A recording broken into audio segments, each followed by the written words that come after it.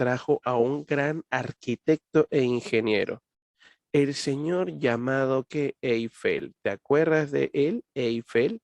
Bien, Eiffel es el mismo justamente personaje que diseñó la construcción de qué, muchachos, de la Torre Eiffel. ¿Qué? Aguanta. Ese tremendo ingeniero vino acá al país para que veas hasta dónde teníamos dinero, ¿sí? Y él diseñó un puente. El puente que actualmente, pues en sí, lo voy a apuntar ahí, diseña el puente Balta. Ah, en honor al presidente, sí. El puente Balta. ¿Y dónde está ubicado el puente Balta? El puente Balta era el llamado puente que unía el centro de Lima. ¿Con qué, muchachos? Profesor, ¿con qué? El centro de Lima con la zona del Rímac.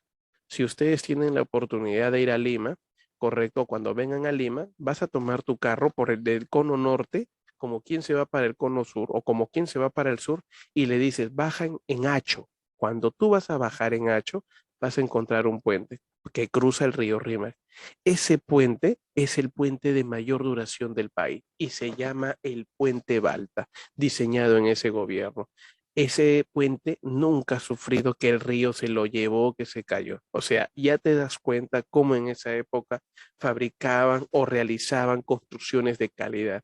Por tal motivo, queda demostrado que en la actualidad, con mucho dinero, aparentemente el conocimiento no fue suficiente para esos ingenieros truchos que realizan puentes y que al final el río, cuando se sobrecarga, se los lleva. Este río, ¿cuántas veces se ha sobrecargado? Inclusive hasta con Guayco y todo, y ese puente nunca ha caído. Muy bien, listo. Bueno, el hecho del monopolio del guano, lógicamente terminaría afectando a las famosas familias ricas que a las familias ricas pues que lideraban el llamado país. En ese sentido, campeones, muy bien, a ver un ratito, estoy dictando, amigo, te llamo. ¿Listo?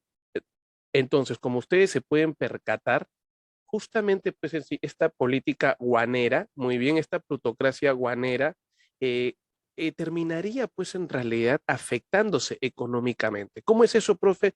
Que terminaría afectándose económicamente. Estimados y queridos alumnos, decimos, se va a terminar afectando económicamente. ¿Por qué? Porque ya no van a poder vender el guano. Y es por eso que ellos dijeron, pucha, no tengo plata porque ya no puedo vender el guano. ¿Y por qué? Porque el jefe de Estado ha cambiado la política de la venta del guano. Ellos se dan cuenta de una situación. Quiero en sí seguir vendiendo guano, quiero seguir siendo rico, entonces tengo que llegar al poder. Por ese motivo, ellos formaron el primer partido político del Perú, el más conocido. ¿Cómo se llama? El Partido Civil. Y en 1872, cuando se dio el final del gobierno de Balta, Balta convocó a elecciones y las elecciones, oh sorpresivamente, terminó con el triunfo del Partido Civil. El Partido Civil estuvo representado con el señor, con el nombre por un personaje, conocido con el nombre de Manuel Pardo y Lavalle. Repito, con el nombre de Manuel Pardo y Lavalle. Él terminaría siendo el hombre, repito para todos ustedes, Pardo y Lavalle, quien va a liderar pues en sí al país. No obstante, culminadas las elecciones, el presidente José Balta reconoció el triunfo del primer presidente civil, pero como en el Perú era una costumbre, los gobiernos militares, ¿qué es lo que termina pasando, campeones? Por favor, quiero que ustedes me digan, ¿qué es lo que termina pasando? Nos van a contar una historia, una situación, estimados y queridos alumnos.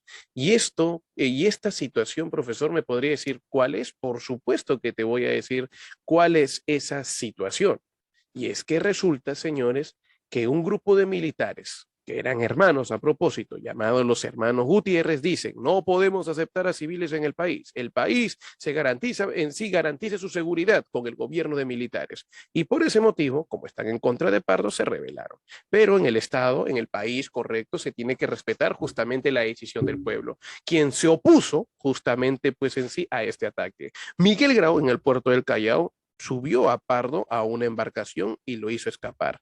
Pero el presidente Balta, quien se encontraba mal de salud, terminó siendo fusilado por los hermanos Gutiérrez, asesinándolos por haber sido, dicen, traidor por haber aceptado a un civil.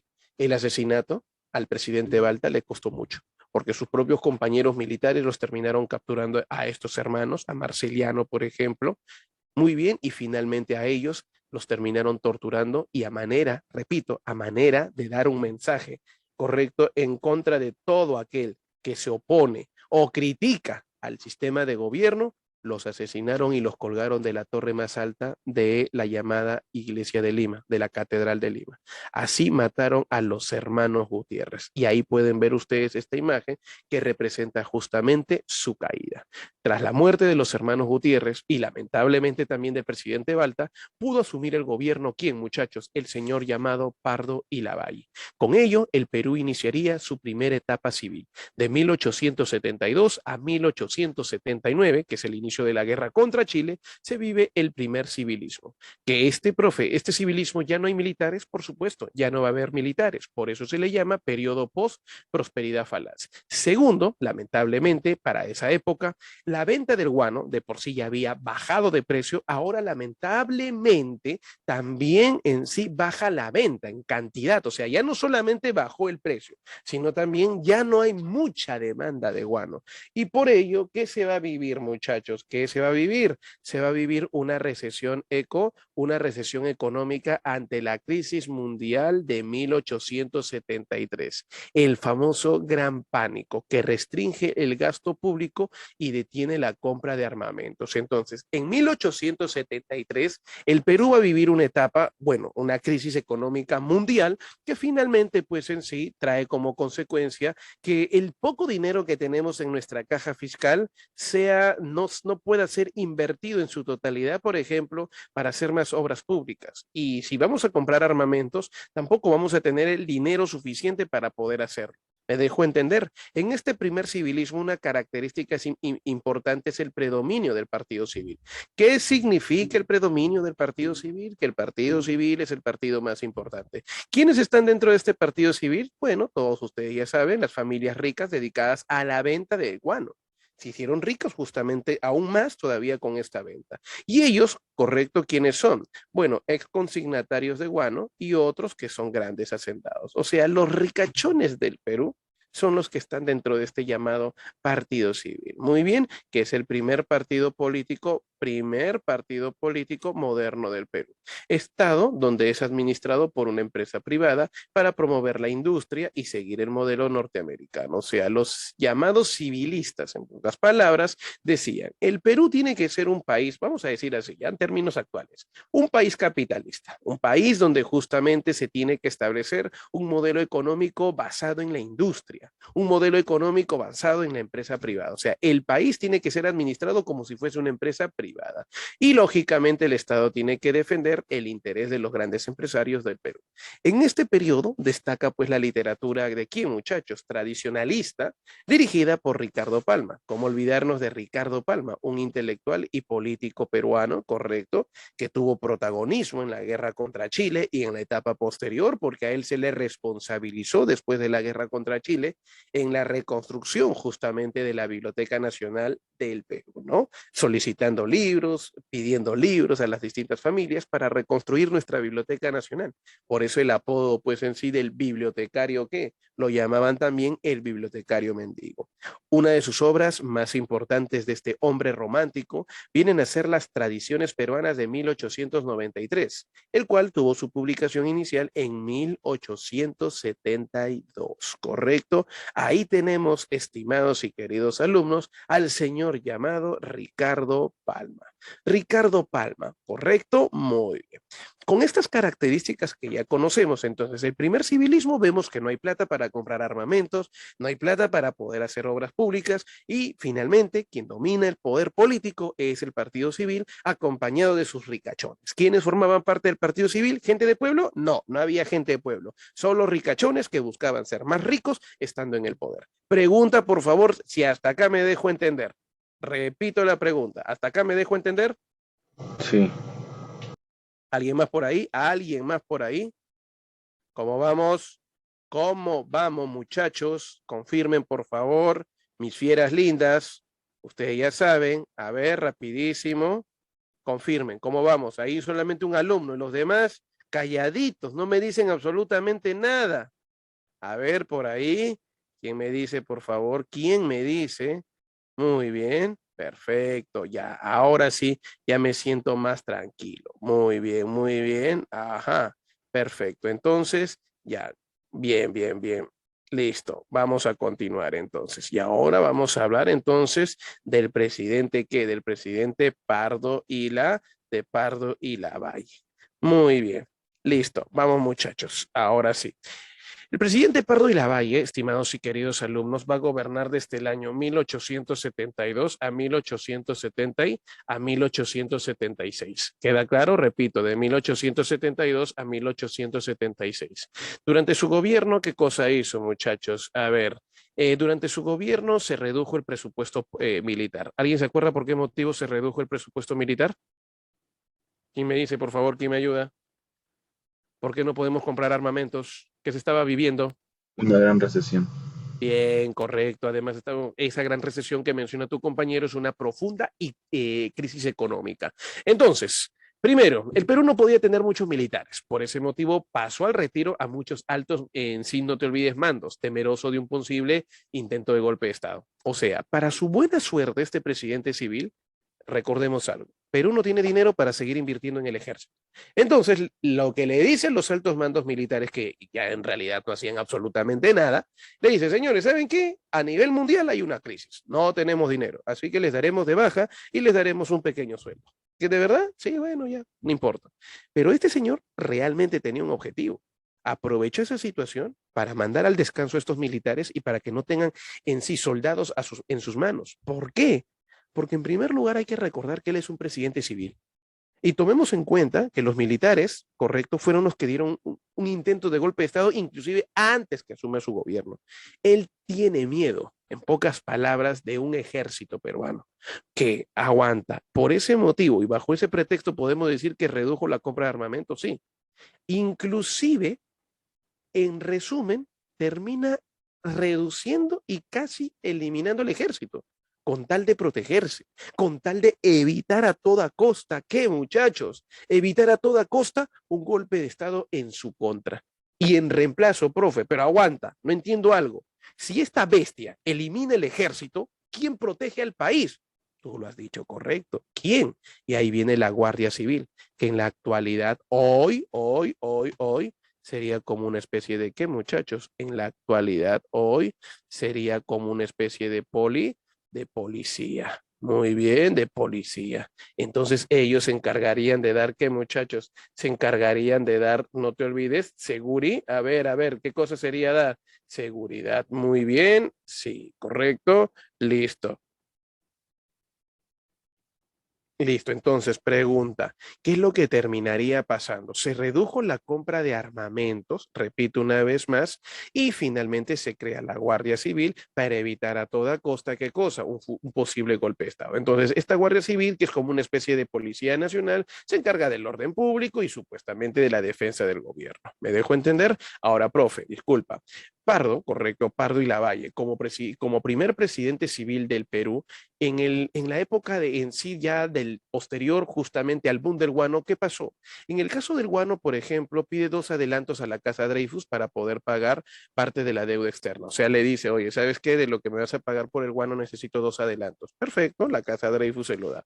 En 1876 firma el contrato Rafael. ¿Con quién, profesor? Con la Peruvian Guano Company. Es una compañía peruana, vamos a decir así, una compañía, correcto, que se encargaba de la administración del guano, anulando el monopolio. ¿Cómo por qué, profesor? Bueno, te voy a decir algo. Los Dreyfus tienen que pagar dos adelantos. Me dejo entender, pero los Dreyfus le dicen, oye, aguanta.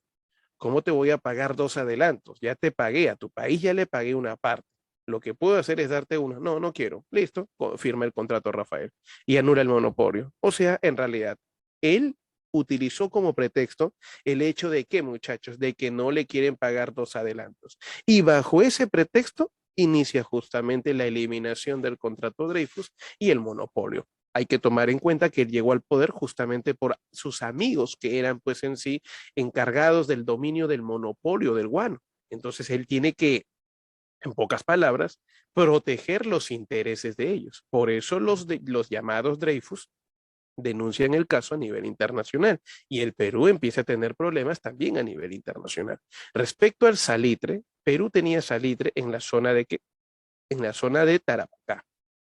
Estas salitreras de Tarapacá justamente eran las zonas fronterizas con quién, con el territorio con el territorio boliviano. Ahora, ¿qué terminaría pasando? El Estado apoya el ingreso de empresarios peruanos a la explotación salitrera tanto en Perú como también en Bolivia.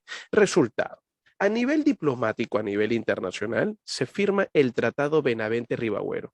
¿Te puedo contar algo? Este tratado Benavente-Ribagüero, acuérdate, Benavente-Ribagüero, es lo que comúnmente se le conoce con el nombre el Tratado de Alianza Secreta Defensiva entre Perú y Bolivia. ¿Se acuerdan del tratado secreto de defensa existente entre Perú y Bolivia, que no es la Confederación, ojo, no es un tratado secreto de defensa? Como el Perú no tiene ejército, necesita una protección militar. No quiere aperturar, señores, ¿quién? Pardo y Lavalle no quiere aperturar un ejército porque teme a un futuro golpe de Estado. Pero entonces, profe, si no tengo ejército, muy bien, firmo una alianza secreta, correcto, ¿con quién? Con el presidente boliviano. Y de esta manera yo puedo, señores, ya tener protección, tanto interna con mi Guardia Nacional y tanta externa con la alianza militar que voy a tener con Bolivia.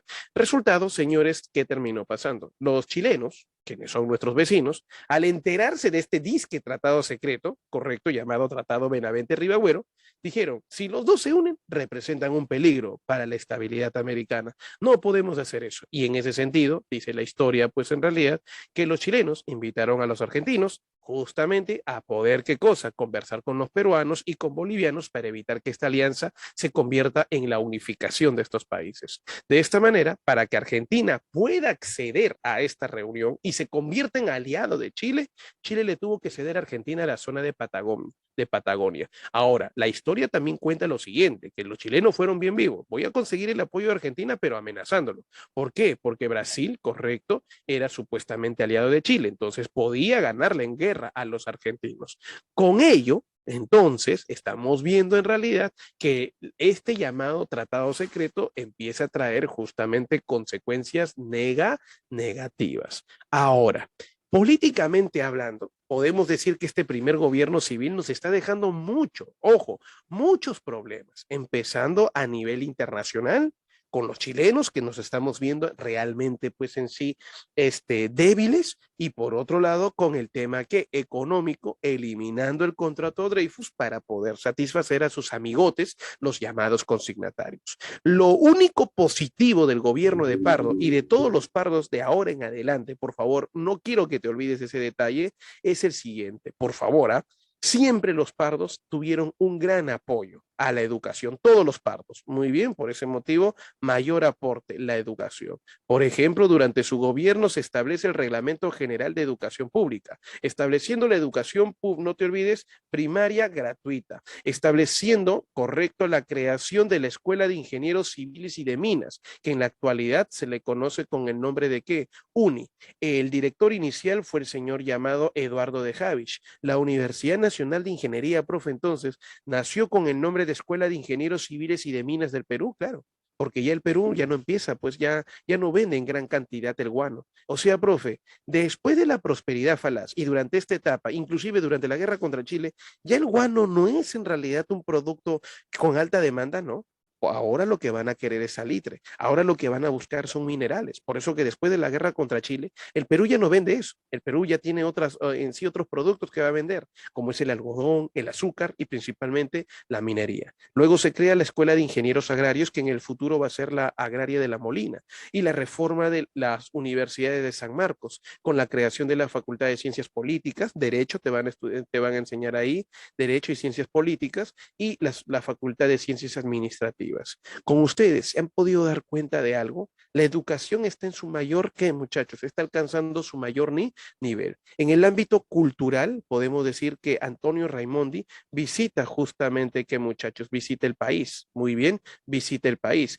realizando su primer gran, ¿qué muchachos? Sus primeras grandes investigaciones. Por Raimondi llegamos a conocer una planta importante como viene a ser la puya de Raimondi.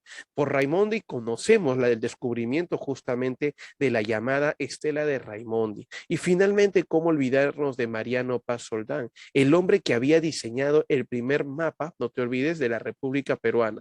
La historia cuenta que él crea el diccionario histórico geográfico, no te olvides, del Perú. Ricardo Palma, durante su gobierno, publica sus famosas, ¿qué? Sus famosas tradiciones peruanas y los documentos históricos de Manuel Odriozola. Bien, su gobierno culminó en el año 1876. Culminó de una manera negativa, lógicamente por la situación política y económica que está atravesando el país. Yo te hago una pregunta a ti. ¿Qué es lo único positivo que rescatas de este gobierno? A ver quién me dice, por favor. ¿Qué es lo único positivo que podemos rescatar de este gobierno? ¿Una idea por chat, por favor?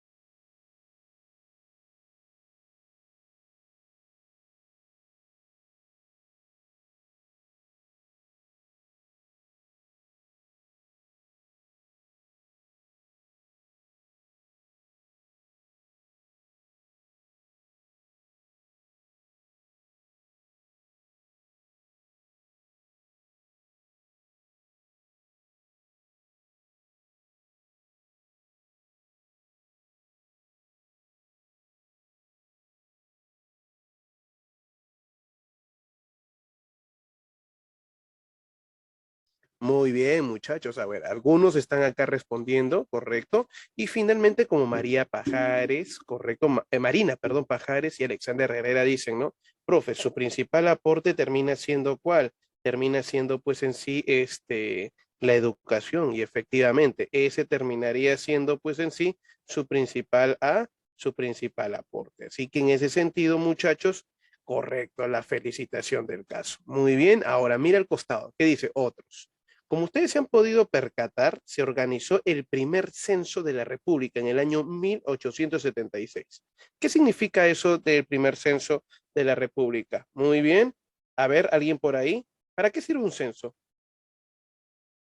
Para saber cuántos habitantes tenemos. Perfecto. Entonces, el Perú arrojaba en ese entonces una población menor, por ejemplo, a lo que hoy en día tenemos. O sea, el peruano se ha pero reproducido peor que cuy. Muy bien, de verdad, profe, sí, en ese entonces la población era menor en el país y por ese motivo, bueno, vamos a ver una situación particular. Por ejemplo, se va a dar una particularidad, ¿no? El cual viene a ser, pues, en sí que los censos también se establecieron para saber cuántos profesionales había. Una pregunta, ¿por qué motivo necesita el país saber cuántos profesionales había? ¿Hay algún interés económico en ello?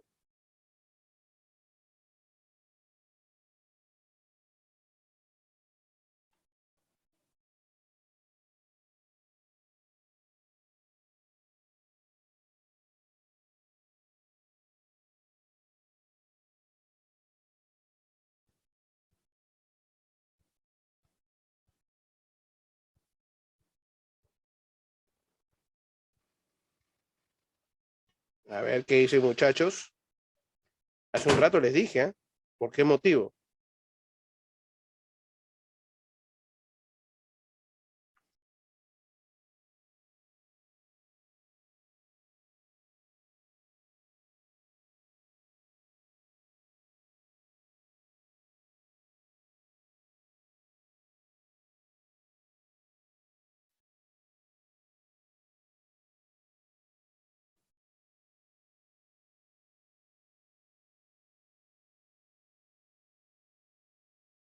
¿Nadie? A ver, muchachos.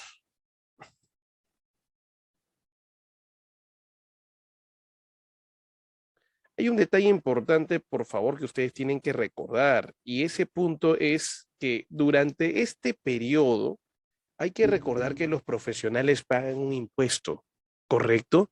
Y era necesario conocer esos puntos. Repito una vez más, conocer esos puntos.